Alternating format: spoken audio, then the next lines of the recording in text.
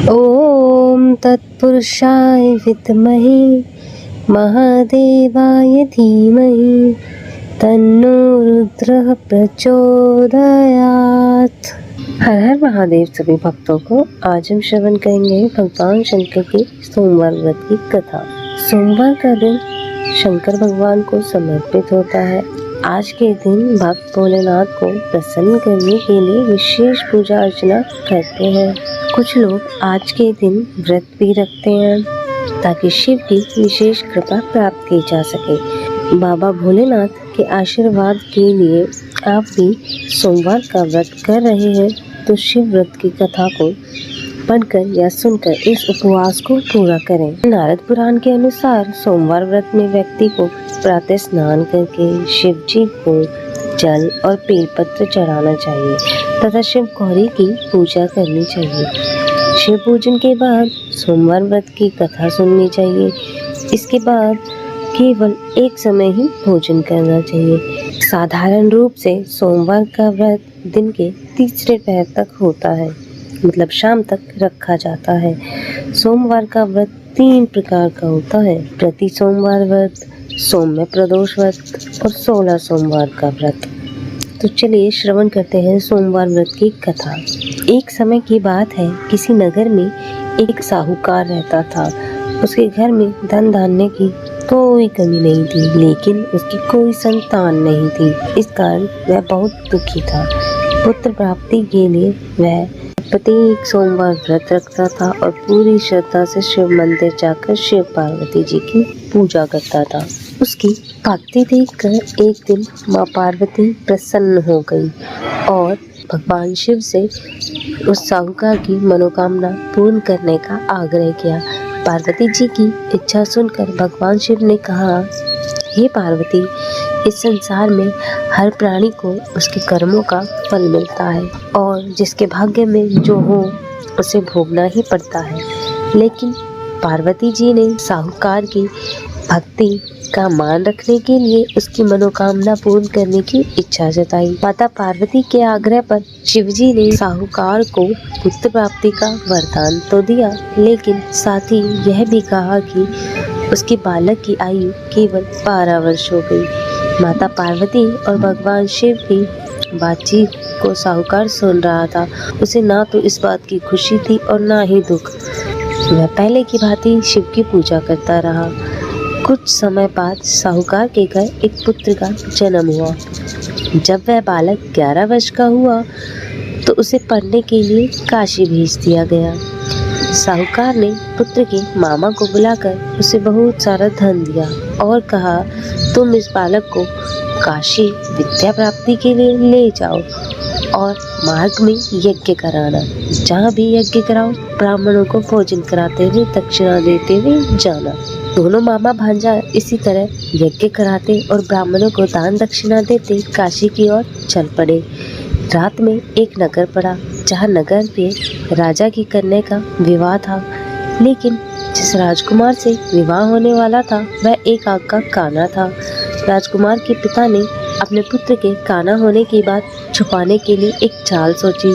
साहूकार के पुत्र को देखकर उसके मन में विचार आया। उसने सोचा, क्यों न इस लड़की को दूल्हा बनाकर राजकुमारी से विवाह करा दूं। विवाह के बाद इसको धन देकर विदा कर दूंगा और राजकुमारी को अपने नगर ले जाऊंगा। लड़के को दूल्हे के वस्त्र पहनाकर राजकुमारी से विवाह करा दिया गया, लेकिन साहूकार का पुत्र ईमानदार था।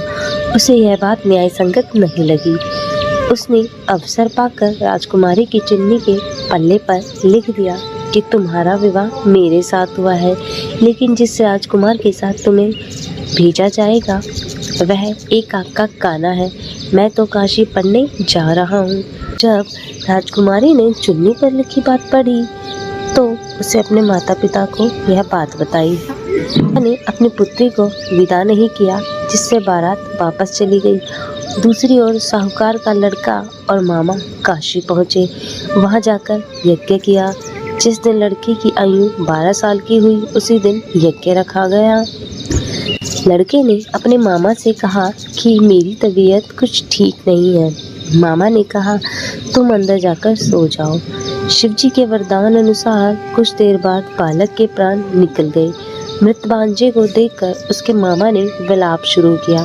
संयोगवश उसी समय शिवजी और माता पार्वती उधर से जा रहे थे।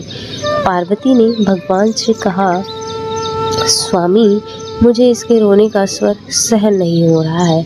आप इस व्यक्ति के कष्ट का अवश्य दूर करें। जब शिवजी मृत बालक के समीप गए तो वह बोले, यह उसी साहूकार का पुत्र है जिसे मैंने 12 वर्ष की आयु का वरदान दिया था।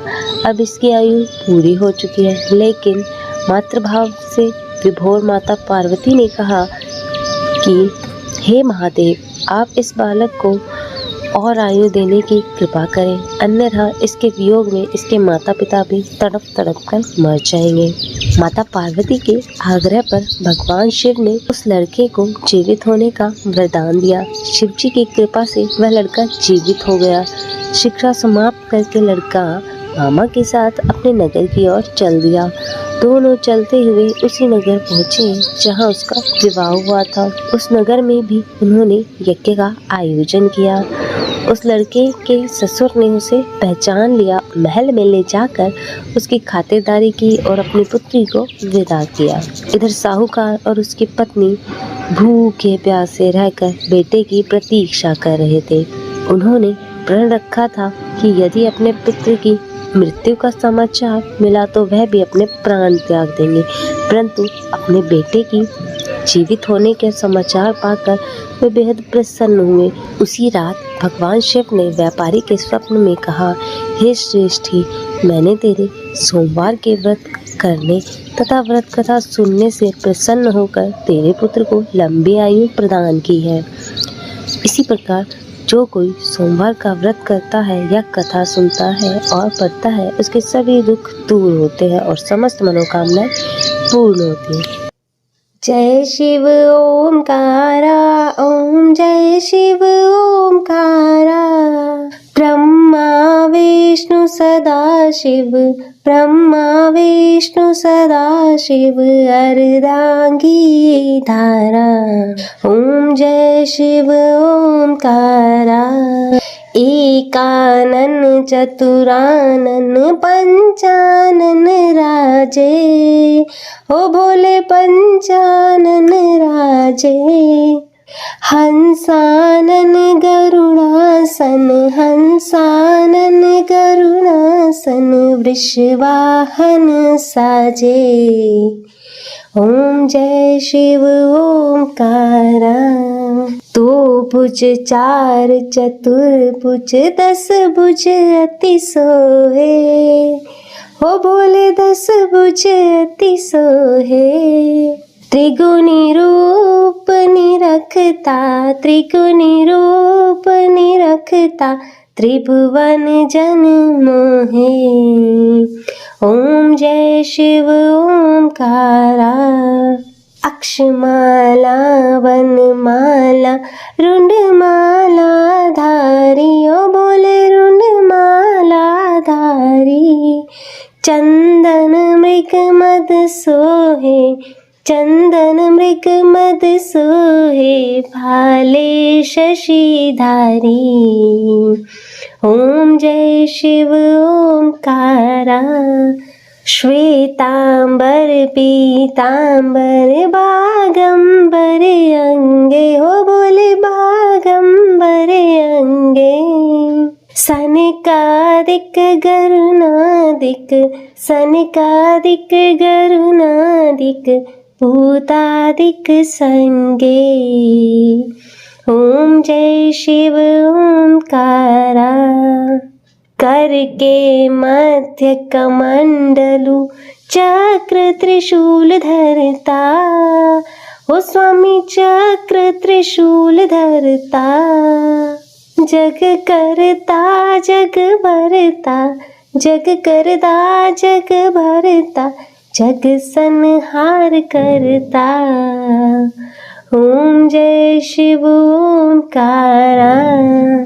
ब्रह्मा विष्णु सदा शिव, जानते अविवेका, हो भूल जानत विवेका, प्रणवाक्षर के मध्य, प्रणवाक्षर के मध्य ये तीनों एका।